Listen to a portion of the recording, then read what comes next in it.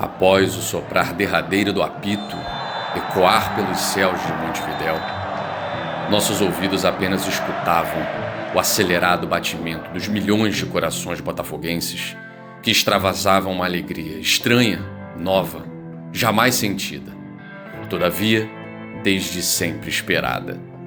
O sonho da glória eterna, outrora impossível, hoje se avizinha gigante e gloriosamente aos nossos olhos, quase sempre incrédulos, desconfiados, por vezes pessimistas. Mas hoje, hoje eu quero ser feliz. É tempo de Botafogo.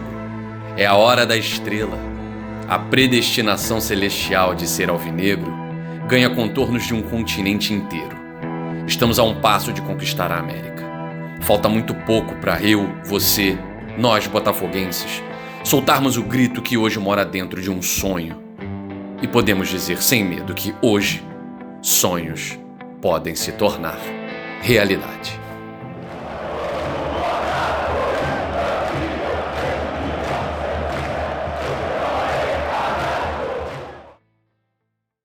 É muita emoção, meus amigos, minhas amigas. Salve o dia 30 de outubro de 2024, o dia em que o Botafogo chegou à sua primeira final de Libertadores em sua história. 130 anos e há quantas décadas a gente espera por isso. Batemos na trave em 63, batemos na trave em 73. 2017 nós sonhamos, morremos nas quartas de final. 2024 está aí para que a gente possa escrever essa belíssima história. Bom, eu preciso dizer uma coisa a vocês, né? Tem muita coisa para ser falada aqui, bastidores do jogo, enfim, muita coisa para ser falada. Da classificação como um todo, né? Coletivo do Arthur Jorge, que eu achei excelente. Jogadores já chegaram no Rio de Janeiro abraçados pela torcida. A gente vai falar de muita coisa. Agora, para essa final do dia 30 de novembro, esse eu espero que seja o dia mais feliz da minha vida como torcedor do Botafogo. O Botafogo provavelmente vai estar com essa camisa aqui. Essa camisa que tem sido um amuleto para o Botafogo. Um amuleto para o Botafogo. A estreia dela foi com vitória no Maracanã contra o Fluminense. A nossa classificação contra o Palmeiras, lá no Allianz Parque, foi com a camisa branca. Foi com a camisa branca. A nossa classificação contra o Peñarol para a nossa primeira final de Libertadores na história foi com a camisa branca. E como o Atlético Mineiro vai ter a preferência na escolha da camisa, do seu uniforme para a final da Libertadores, provavelmente o Botafogo vai atuar com essa blusa aqui. E essa blusa tem sido a blusa de 2024.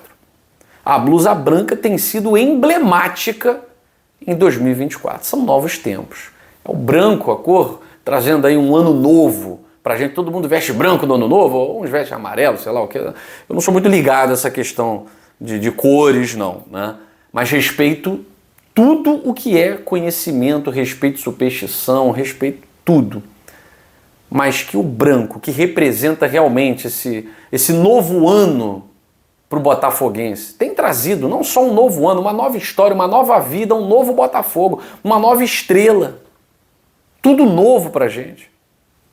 Eu preciso dizer aqui, ontem na nossa live tinha muita gente aborrecida com a derrota e tal, porque demora para amadurecer a realidade de que nós estamos numa final de Libertadores da América.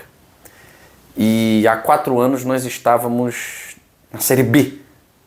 Há 4 anos nós estávamos na Série B do Campeonato Brasileiro. Série B. Sem qualquer perspectiva de futuro. Um time gangorra. Vai e vem. Essa era a perspectiva.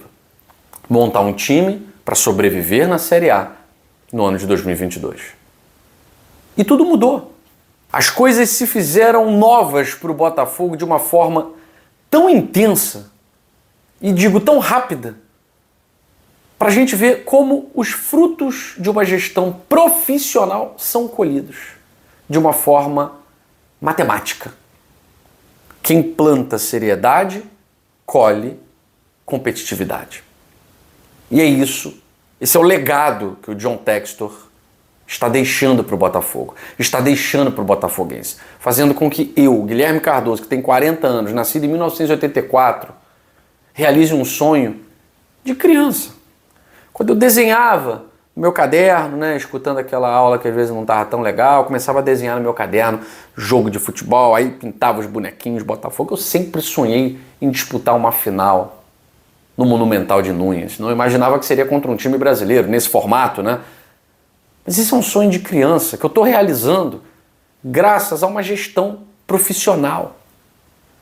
Para mostrar para quem é contra a SAF ou para quem ainda acha que SAF é calote, para mostrar aí, olha os fatos. Contra o achismo, os fatos. Galo e Botafogo, 2 SAFs na final da Libertadores. Um Botafogo que vem dando demonstrações de que a sua dívida abatida ano a ano, vem dando demonstrações de que só se monta uma equipe competitiva se você consegue realizar uma gestão séria. Cheio de dívidas você não consegue. Pode até dar um respiro e depois vai se afundar por anos. Então esse Botafogo que nos faz sonhar, essa nova gestão que nos faz almejar aquilo que há 4 anos parecia impossível, a gente está vivendo esse sonho. Nós hoje estamos a um passo da glória eterna. Nós já tivemos há anos-luz de disputar uma Libertadores. Era um sonho impossível. Em 2022, parecia tão real. E nós perdemos na última rodada e saímos da zona de Libertadores. Em 2023, chegamos a sonhar mais alto do que podíamos. Queríamos ser campeões. Com aquele time, com aquele elenco, com tudo que aconteceu com o Lúcio Flávio, a gente queria ser campeão. Não fomos, faltou pouco. Esse ano a coisa foi feita de forma correta. O treinador ideal foi escolhido para um projeto vencedor. Se vai vencer ou não, eu sempre repito isso aqui. Nunca saberemos, só no dia 30 e só no final do Campeonato Brasileiro. Mas que nós estamos mais perto do que nunca, isso nós estamos. Isso nós estamos. E repito, ontem o clima da live foi um pouco de, poxa, que vergonha, perdemos, não jogamos nada, abdicamos do jogo, com esse elenco não dá. Muita gente, muita não, também estou exagerando, né? Poucos. E na verdade é porque a ficha não caiu. A ficha ainda não caiu. Está caindo aos poucos, está caindo agora.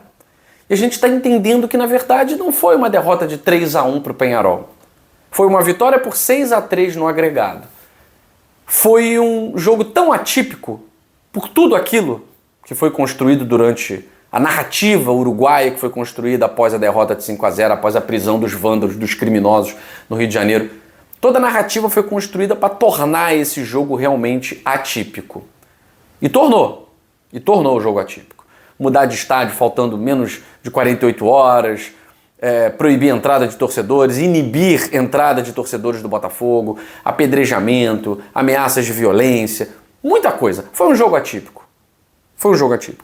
E pelo contexto total, também falamos do 5-0, que foi atípico numa semifinal de Libertadores, um 5-0, não é normal, vai procurar, você vai achar 1, 2 resultados desse, no máximo, né? Então todo o contexto, ele direcionava o Botafogo exatamente para o que aconteceu. O Botafogo não poderia colocar força máxima porque corria o risco de, beleza, vencer o Peñarol, e daí? Vai chegar com 2, 3 desfalques importantes contra o Atlético Mineiro. De que valeu vencer o Peñarol? De nada. A grande verdade é que o Botafogo, eu falei isso no nosso outro canal, 2 Toques, a Casa do Futebol. Se você não é inscrito, se inscreva lá no 2 Toques, a Casa do Futebol. Passamos os 32 mil inscritos, um canal novo, com 6 meses, dedicado a futebol e os seus bastidores. Dá essa moral pra gente lá. Hoje, se inscreva lá. Eu e Michael Martins estamos lá comandando 2 Toques. Eu falei lá que o Conrado Santana no Sport TV foi muito feliz. Saiu da vala comum, do discurso comum de que o Peñarol venceu, o Botafogo não jogou bem, mas o que importa é estar classificado. O Conrado falou assim, gente, vocês têm que entender o seguinte, que clube pode se dar ao luxo de escalar reservas no jogo decisivo, valendo vaga para a final? Que clube? Aponta aí na história. Quando que um time escalou os seus reservas, poupou 6 jogadores considerados titulares absolutos para um jogo decisivo de Libertadores da América?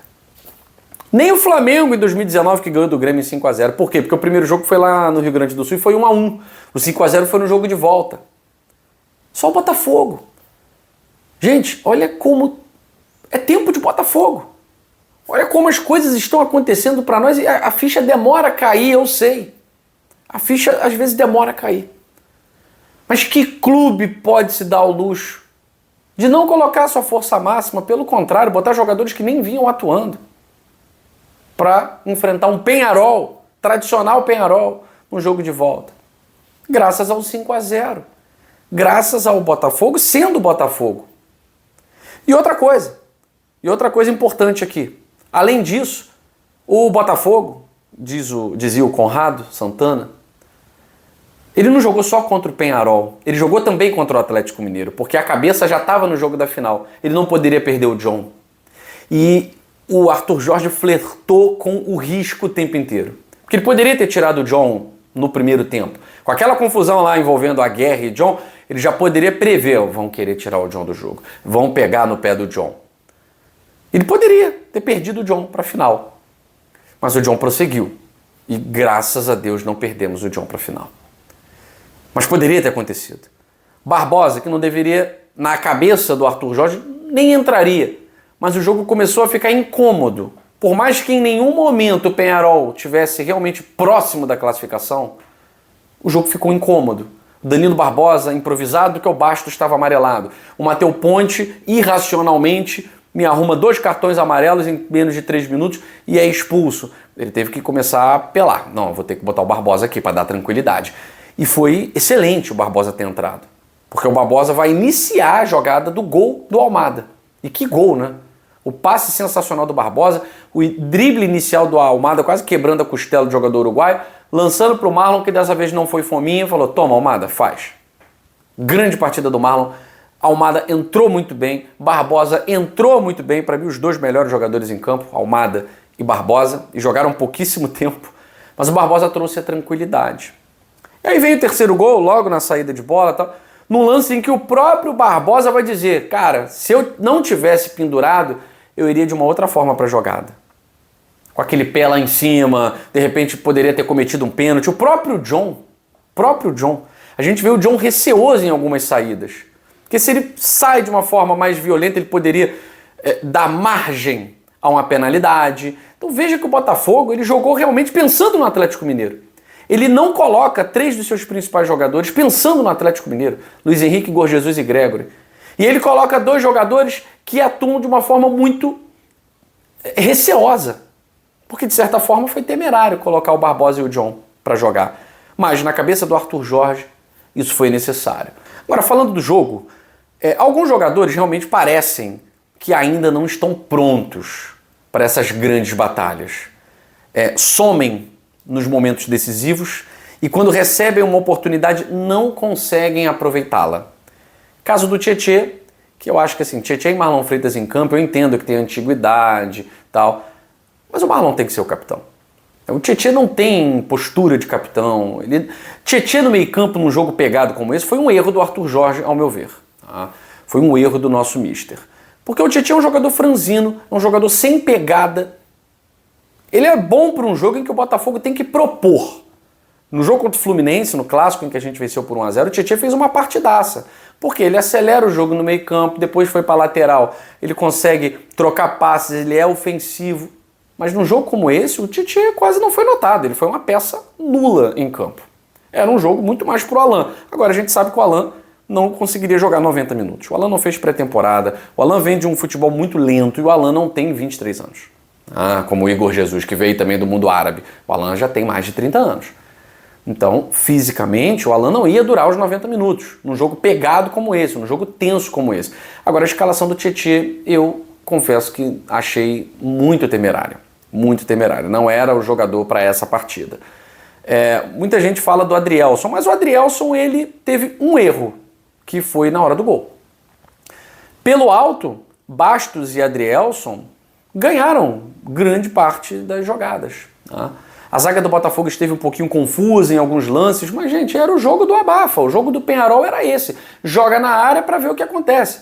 E, na verdade, os gols aconteceram nem de bolas aéreas, foram jogadas individuais de fora da área. O Baez, que eu sempre falei aqui que é um bom jogador, ele acertou 2 chutes sensacionais que venceram o John. Primeiro um golaço e o segundo um belíssimo gol também. Então não foi uma jogada ensaiada, uma jogada trabalhada, uma bola aérea e tal. Chutes de fora da área. Chutes de fora da área. Então assim, o Adrielson fez uma partida ruim? Não acho.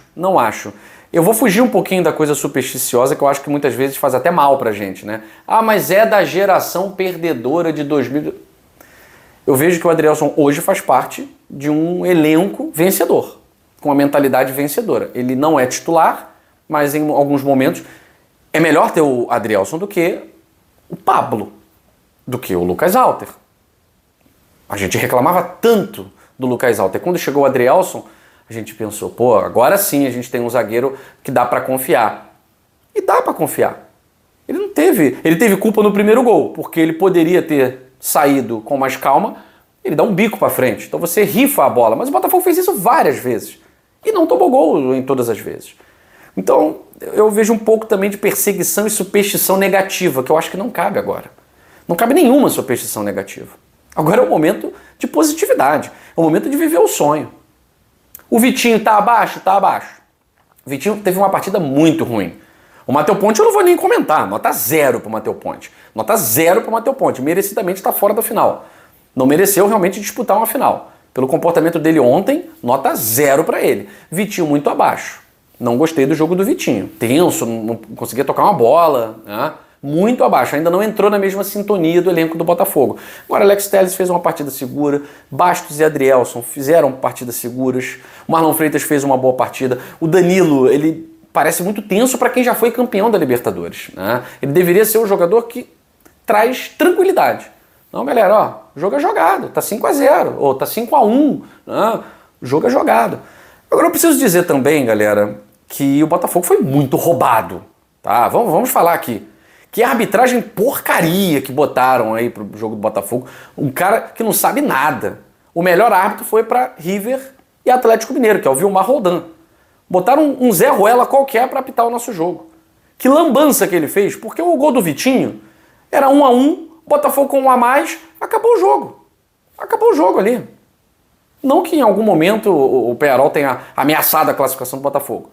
Mas no 1-1 com um jogador a mais, e foi gol. Gol legal, gol legítimo. A bola bateu na mão do jogador do Peñarol, não foi nada, segue o lance. Como é que o árbitro não espera o prosseguimento da jogada? Isso é bizarro. Isso é bizarro. Que lambança, Conmebol, botar um cara desse pra apitar. Eu espero que na final da Libertadores coloquem o melhor, se tiver, né? Coloquem o melhor. Porque esse aí, meu Deus do céu, é porque não tinha como atrapalhar o Botafogo na classificação. Mas o jogo poderia ter sido outro. O Botafogo estava com um jogador a mais, estaria com 1-1, com o gol do Vitinho. E aí perdemos a penalidade, porque depois o VAR chamou para não dar a penalidade e perdemos o gol. Isso é ridículo, isso não existe. Ainda bem que não influiu em nada. Influenciou em absolutamente nada, porque foi ridículo. Foi ridículo. Tomamos um segundo gol jogando melhor, o Arthur Jorge vai falar.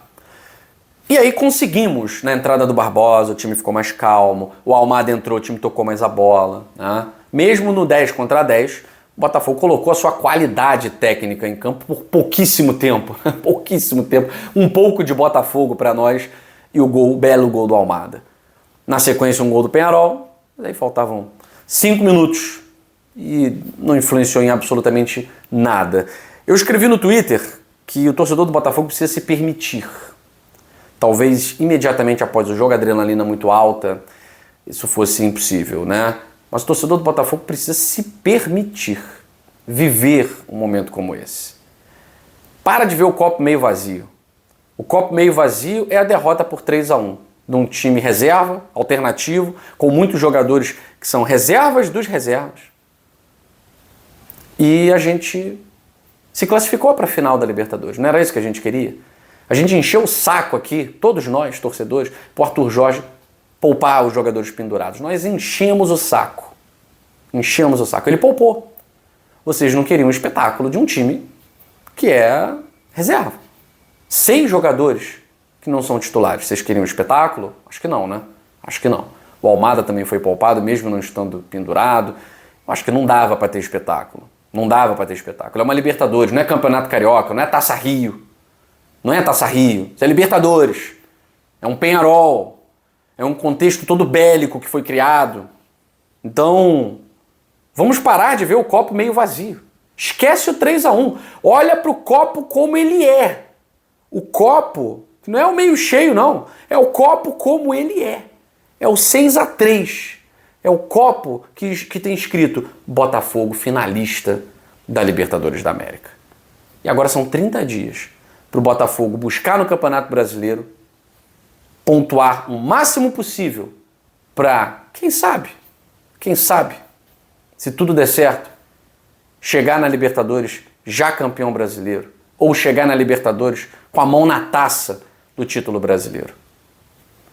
É isso que eu espero e eu acredito muito. Se vai acontecer ou não, só o tempo vai dizer.